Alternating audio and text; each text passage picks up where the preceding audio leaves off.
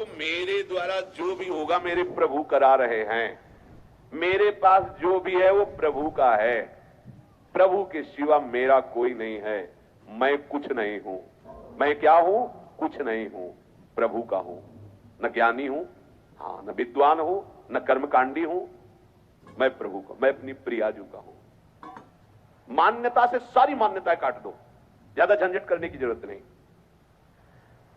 साधन काल में साधक को कुछ अनुभव तो होता नहीं, होता है अगर मैं प्रभु का हूं, प्रभु के लिए सब गंदी बातें क्यों हो रही, ये जलन क्यों हो रही, ये अशांति क्यों हो रही, घबराहट क्यों हो रही, भय क्यों हो रहा है? केवल कहने से हो जाएगा मैं प्रभु का हूं, ये सब प्रभु के द्वारा हो रहा है? कह तो रहा हूं, रोज कह रहा हूं, पर बहुत परेशान हूं। स्पष्ट वर्णन कह रहे हैं। अनुभव ना होने पर भी तुम्हारा संसार बंधन कट चुका है। जैसे एक बहुत बड़ा वृक्ष हो, पुराना, और आंधी से जड़ से उखड़ जाए, उखड़ गया है, बड़ी बड़ी जड़ें हैं, पर कुछ छोटी अभी ऐसे नीचे से, पूरा नहीं उखड़ पाया, गिर गया है, अब उसकी सत्ता नहीं रह रही, पर थोड़ा थोड़ा नीचे जमीन से आधार से ऊपर दिखाई दे, नीचे की छोटी जड़ें ऐसे लगी हुई है, उससे वो हरा भरा महीनों दिखाई देगा, तो आपको लगेगा वृक्ष जिंदा। नहीं नहीं, जहां आप उठाओगे खत्म हो गया।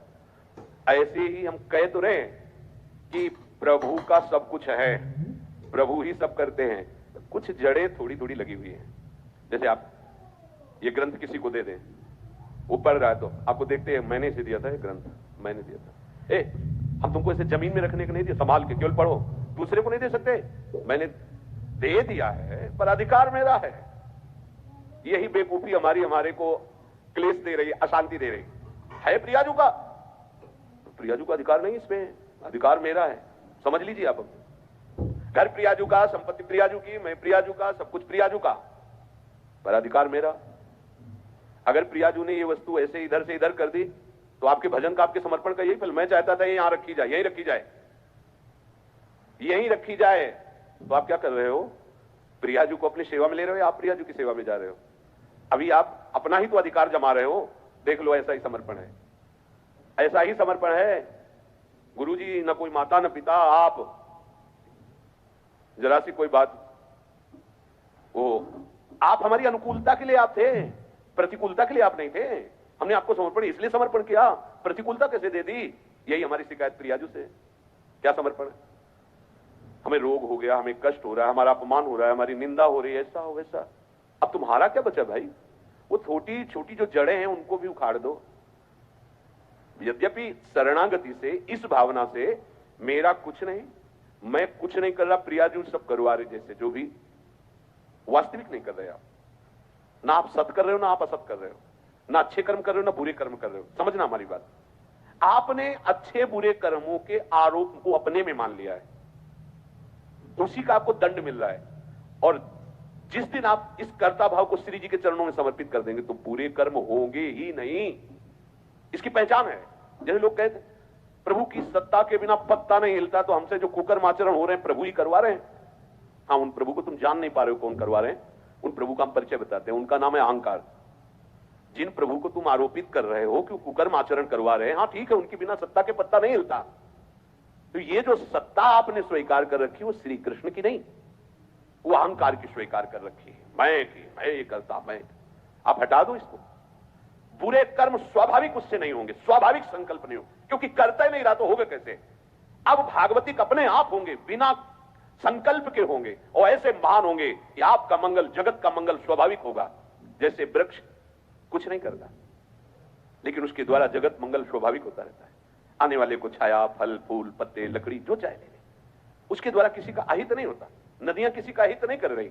ऐसे संत का जो भगवत चरणारविंद में आसक्त है, वो करता नहीं किसी का मंगल, उसे स्वाभाविक मंगल होता है। पुष्प की खुशबू स्वाभाविक प्रकृति में सुगंध फैला देती है, उसको प्रचार प्रसार नहीं करना होता। ये करना है, ये नहीं करना है, ये दोनों क्रियाएं ही हैं। करना भी और नहीं करना भी, दोनों क्रियाएं। जो महापुरुष होते हैं वो इन दोनों से अलग होते हैं। जो करना हो करा लेना, जो नहीं करना है वो ना करवाना। एक कितना आनंद है, अभी आनंद है। और इसका फल होगा कि आपकी जितनी सामग्री जमा है, दुख भुगाने वाली या लोक लोकांतर भटकाने वाली, इस सूत्र से सब भस्म हो जाएगी। और जो नवीन है वो क्योंकि वो सब इनके पास, पर चतुराई से नहीं, वो चतुर शिरोमणि है। कई बार सुनाया सत्संग में, एक ब्राह्मण बड़े विद्वान, शास्त्र के ज्ञाता, जैसे आप ही सत्संग सुन रहे हो, उनकी सत्ता के बिना पत्ता नहीं हिलता, तो जो हमने दुराचार किया गोविंद आपने कराया भोगो, अच्छा किया मैंने किया, बुरा किया गोविंद ने किया। और जबकि शुरुआत होती है कि अच्छा किया तो आपने, बुरा किया तो ये मेरा कोई अहंकार है, मेरी कोई वासना हो। सच्ची बात है, सच्ची बात है, कोई ना कोई अहं आप बचाए रखे हो, उसी से हो रहा है। चाह किसको पैदा हो रही है? न स्वरूप में चाह है, न प्रभु में चाह है। तो ये जो चाह पैदा हो रही है देहाभिमान में है। देहाभिमान नहीं होगा तो चाह नाम की वस्तु नहीं होगी। बहुत सुंदर उन्होंने उपवन लगाया था, बगीचा, सुंदर बावड़ी, कुआं आदि। बैठे हुए थे, एक गाय अंदर आ गई, और घास चरते हुए कई फूल के पौधे भी। यद्यप उनका मारने का उद्देश्य नहीं था, उन्होंने से एक ईंट उठाई, ऐसे कंकड़, और भगाने के उद्देश्य सीधे उसके मस्तक पर लगी और गिरी, मर गई। गौ हत्या प्रकट हुई। उस तो पशु थे और विद्वान भी थे।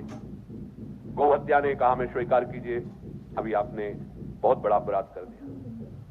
तो हत्या तो मैंने नहीं की। हाथों में देवराज इंद्र का वास है, अलग अलग शरीर के अंगों में देवताओं का वास है। तो ये हाथ के द्वारा कंकड़ उठा के मारा जाना ये देवराज इंद्र का है, और ये ब्रह्म हत्या गौ हत्या उन्हीं के पास, देवराज इंद्र के पास गौ हत्या गई और कहा मुझे स्वीकार करो। तो उनका कब अपराध हुआ है शाम से?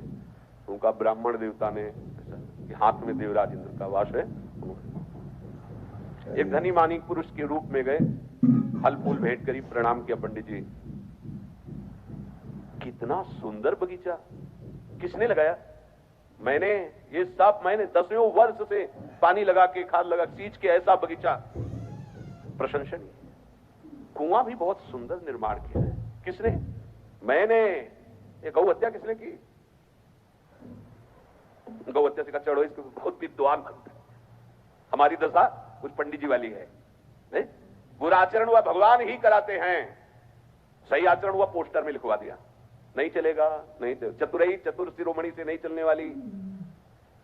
साधन काल में प्रकृतिजन्य गुणों से सर्वथा अतीत हूं, ऐसा अनुभव ना होने पर भी जब साधक ये मान लेता है कि मैं प्रभु का हूं, अब मेरा सारा भार प्रभु के ऊपर है, प्रभु मुझे जैसे चलाना चाहे वैसे चलावें। यद्यपि अभी समर्पण नहीं हुआ, ये समर्पण की भावना बन रही, तो हमारे अंदर जो संकल्प विकल्प वो बंद नहीं होंगे। ध्यान रखना, हमारे अंदर चाह का जो क्रम है वो बंद नहीं होगा, हमारे अंदर जो संसारिकता वो बंद नहीं हो जाएगी। अच्छे से समझना। पर सही बात आगे लिखा है, सही बात यह है कि ये मान्यता तुम्हें मुक्त करके ही छोड़ेगी। देखो, डरना नहीं है। ये जो प्रवाह चल रहा है, जैसे कई किलोमीटर से धारा आ रही हो और पीछे पानी रोक दिया गया हो, तो वहां रोकते ही पानी थोड़ी बंद हो जाएगा, थोड़ा समय लगेगा, वो पानी निकलते निकलते फिर खत्म हो जाएगा। ऐसे ही सृष्टि चक्र में कामना वासना का प्रवाह चल रहा है। अब इसको हमने सही मान्यता के द्वारा रोक दिया, प्रवाह को। मैं नहीं करता हूं। ये शरीर, ये मन बुद्धि बहुत सूक्ष्मता से देखो, सब प्रभु के हाथ में है, तुम्हारे हाथ में नहीं। सब कोई चाहता है ऐसा सुंदर रूप हो के सामने वाला देख के मोहित हो जाए, पर ऐसे क्यों? क्योंकि तुम्हारी चाह के अनुसार थोड़ी सब हो जाएगा। सब चाहते हैं कि सर्वांग सुंदर, स्वस्थ, अजर, अमर, सब भोग हमें ही मिल जाए, सबका स्वामी मैं बनूं, ऐसा तुम्हारी चाह से थोड़ी हो रहा है। देख लो, जब तुम्हारी चाह से कुछ हो ले रहा है तो चाह क्यों करके फंस रहे हो? ऐसे हो जाओ। पर अज्ञान के कारण पूरा संसार इसी में लगा हुआ है, पूरा संसार बस भटके जा रहा है, दौड़े जा रहा है। अब आपने उस प्रवाह को रोका, बिल्कुल सच्ची से समझ लेना। अगर ये बात हृदय में बैठा लोगे तो आज ही मान लो कि अब तुम्हारा फाइनल ठीक हो गया।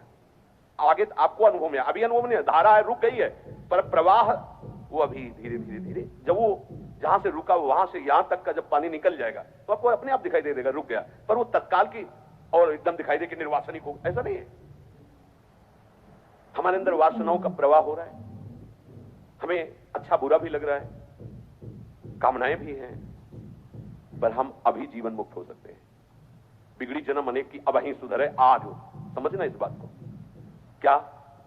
प्रभु के सिवा मेरा कोई नहीं। मान लीजिए प्रभु, हे प्रभु आप मान लीजिए कि प्रभु के सिवा आपका कोई नहीं है। अंदर से देखिए, आप अपने जीवन का अधिकार केवल प्रभु को दीजिए। अब वो हमारी प्रशंसा करवाएं, निंदा करवाएं, हमें ऊंचे बैठाएं, नीचे बैठा लें, स्वस्थ रखें, अस्वस्थ रखें, कामना युक्त रखें या निष्काम रखें, आपका प्रश्न खत्म हो जाना चाहिए। बिल्कुल एकदम। अभी वृंदावन धाम में बैठे हुए चर्चा हो रही, इसमें संशय करने की जरूरत नहीं। बिल्कुल आप योगक्षेमम भाव में हम तेषाम हम समुद्धरता अहम त्वाम सर्व पापेभ्यो मोक्षयिष्यामि मा शुचा, ये हम नहीं कह रहे।